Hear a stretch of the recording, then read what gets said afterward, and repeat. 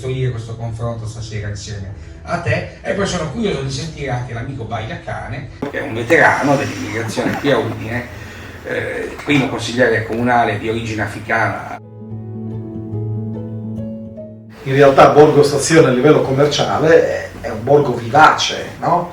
Rovinato da alcuni delinquenti, perché poi lo spaccio davanti agli esercenti dà fastidio a tutti, a prescindere che gli esercenti siano italiani o stranieri. Si può estrarre il dato relativo al territorio comunale di Udine, o al territorio regionale, o al territorio provinciale, o alle altre regioni. Insomma, si può fare una collezione di dati, fare anche confronti con altre province, con altre realtà. Per esempio l'economia. Quante sono le imprese gestite da cittadini stranieri nel territorio comunale di Udine? Quante assunzioni effettuate ogni anno nel comune di Udine riguardano cittadini stranieri?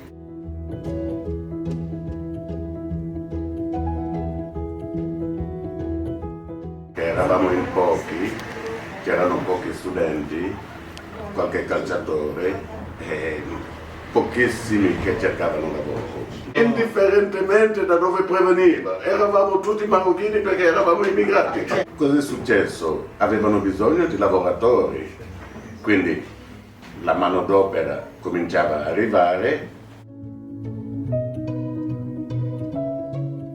Dove sono arrivati in massa con la guerra dell'ex Jugoslavia e della Bosnia.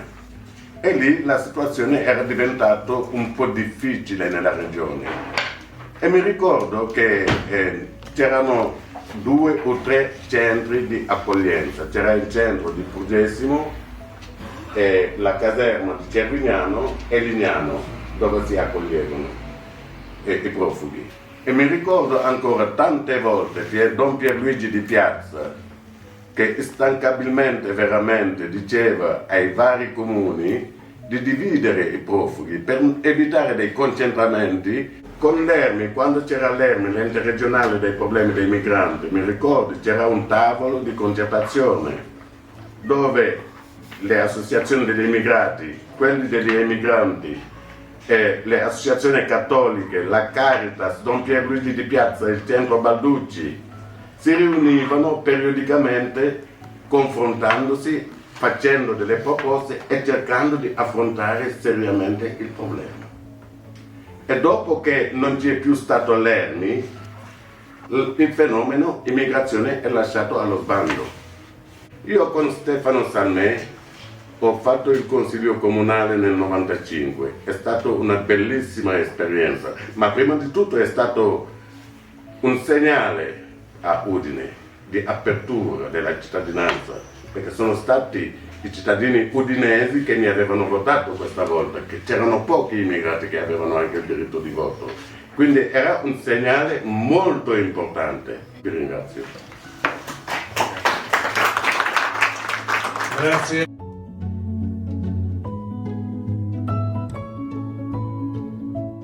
Un'identità che si misura anche con la friulanità.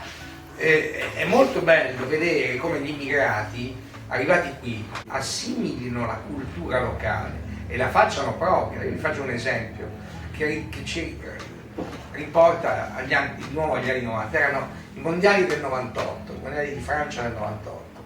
C'era ancora il centro sociale. Il centro sociale era uno dei luoghi frequentati dagli immigrati all'epoca. Vedere questi uomini, questi ragazzi che commentavano le partite nella loro lingua, ma quando si trattava di sottolineare un concetto usavano le classiche imprecazioni friulane. Fa impressione sentire per esempio l'ambulante marocchino che si muove sul nostro territorio parlando in friulano con la propria clientela. È un segnale molto bello di come in realtà le barriere tra i popoli, tra le culture non siano così alte.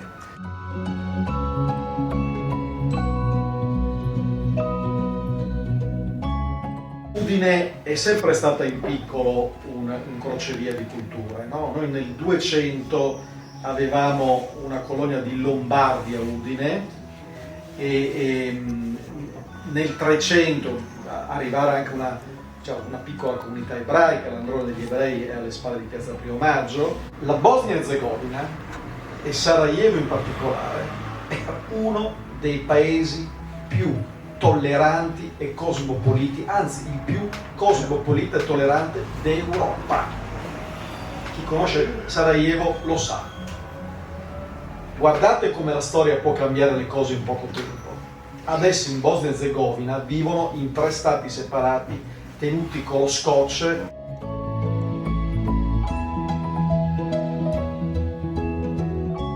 All'epoca Sarkozy, lo cito, dico anche nel libro, sbottò e definì gli immigrati in rivolta, usò il termine Rakail, Tempa, Feccia, i teppisti coinvolti nelle rivolte, ovviamente. Fu un momento di massima tensione in Francia, ma le rivolte sono successe anche in Gran Bretagna e ricordiamoci di cosa è successo in paesi come l'Olanda, la Danimarca, l'episodio delle vignette di Maometto. Abbiamo qui la fortuna di avere non uno ma 2 testimoni della Udine multietnica degli anni 90. Negli anni 90 c'erano dei fenomeni interessanti, per esempio il nostro amico Ambrogio, qui, Ambroa, che ringraziamo con un applauso perché è venuto, nonostante la sua veneranda età, ci ha raggiunto qui. Il nostro amico Ambrogio, pensate, io 30 anni fa mettevo i dischi in una discoteca e lui ebbe l'iniziativa di presentarsi nel locale e di parlare col titolare, perché diceva: voglio organizzare delle feste afro.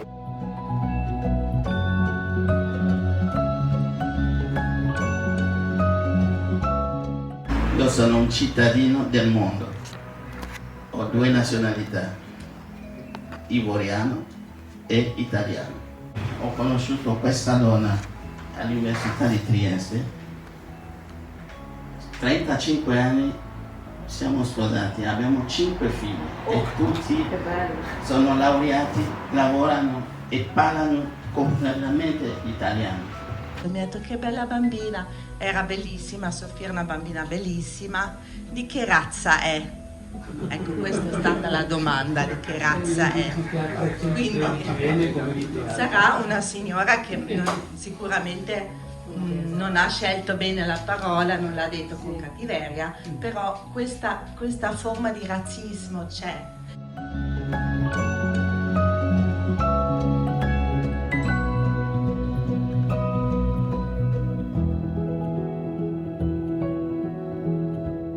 Ho visto da lontano un animale. Mentre si avvicinava, ho visto una persona. Quando ci siamo incrociati, ho riconosciuto un fratello. Cerchiamo di incontrarci sempre di più. Agevolare la creazione di raccordi con le associazioni delle comunità etniche, perché le associazioni delle comunità sono le prime a identificare i bisogni, le esigenze dei cittadini non italiani e quali sono le priorità per loro.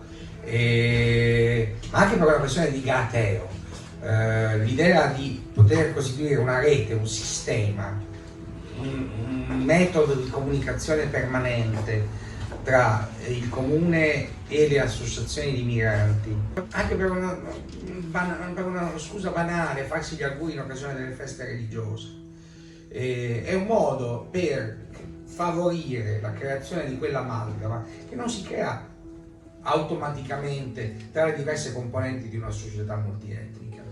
C'è il rischio concreto, almeno sa bene, di una balcanizzazione o ghettizzazione che non è veramente un esito favorevole, un esito positivo per una società che vuole essere inclusiva.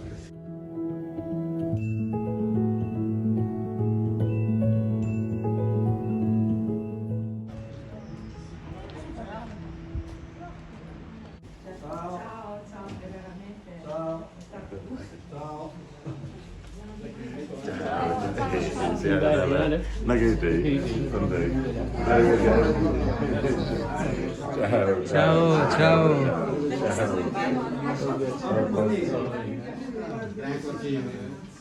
Bisogna Io sono di Tamagnano.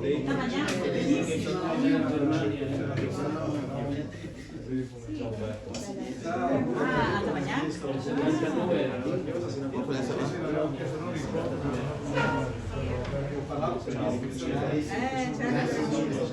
Nei prossimi 3 mesi. Mandi Umberto. Ci vediamo, buona serata. Quando vuole, Marina e Marco sono disponibili. Ciao. Farò una battuta. Arrivederci. Ah, invece sono me, scusa.